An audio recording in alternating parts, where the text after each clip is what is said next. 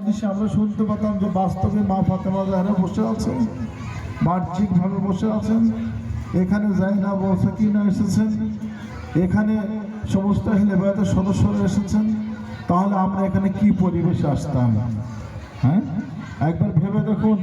রেওয়ায়েত বলছে যে যেখানে জায়েরিরা জুতো খোলে, ওই জুতোগুলো কারবালাতে হাত কড়ি পহননেওয়ালা ইমাম, গলায় খারদার তকলা ইমাম, পায়ে বেড়ি পহননেওয়ালা ইমাম আস্তে আস্তে আপনার জুতোর ওখানে বসে আপনার সম্মানে, আমাদের সম্মানে জুতোগুলো সাজিয়ে সাজিয়ে রেখে দেন।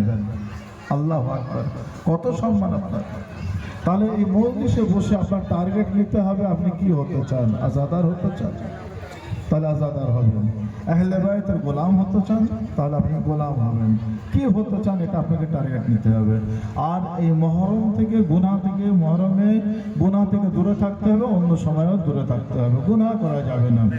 রেওয়ায়েত বলছে মহরমের চাঁদ উঠেছিল।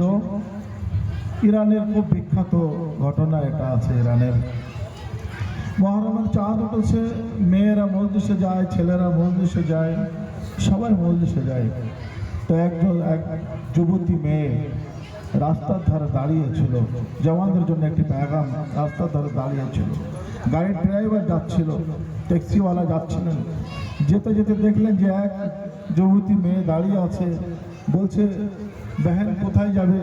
বলছে, মজলিসে সৈয়দুস শাহাদাতে যাব। তো বলছে, আচ্ছা তাহলে ওঠো গাড়িতে।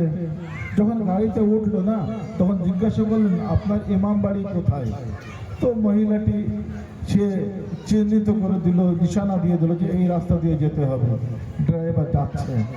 যেতে যেতে কিছু দূর যাওয়ার পরে ড্রাইভার নিজের নাফসানি খায়েশাত বাড়িয়ে ফেললো, গুনাহের মধ্যে লিপ্ত হয়ে যাওয়ার সিদ্ধান্ত নিয়ে নিল।